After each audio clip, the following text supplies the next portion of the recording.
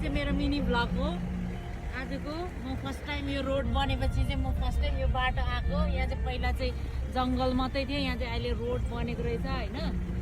अनि यस्तो दामी रहेछ, तर कस्तो शीतल होइन, चिसो ठाउँ कस्तो मन पर्यो मलाई। यहाँ चाहिँ सफा अनि शान्ति ठाउँ रहेछ। यहाँ चाहिँ मेरो भेना हो, हामी चाहिँ कुखुरा लिनु गएको भाइको बिहाको हो।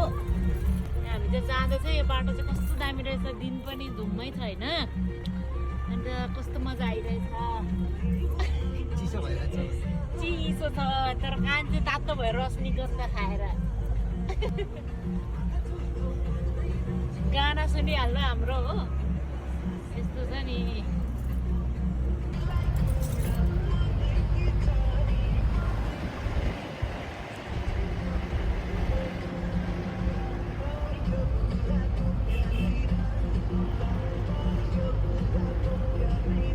हामी हिमालको माथि माथि हिँडिरहेको छ, डाँडा काँडाको माथि माथि टुप्पोमा।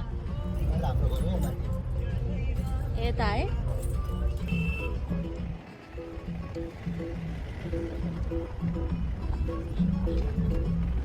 के अरे रुक्चुङ अरे यो ठाउँको नाम चाहिँ।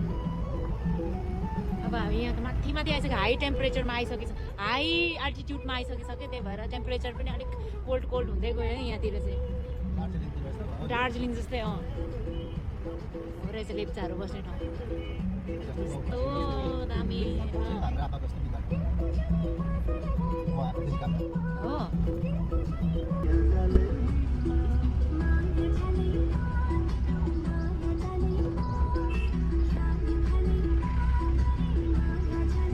अब हामी यहाँ आइपुग्यो डेस्टिनेसन। हामी यो गाडीमा आएको हो।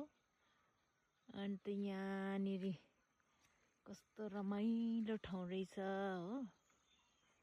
हेर्नु न कस्तो धुम्मै भइरहेछ, केही देख्दैन, रोड पनि देख्दैन, यस्तो छ।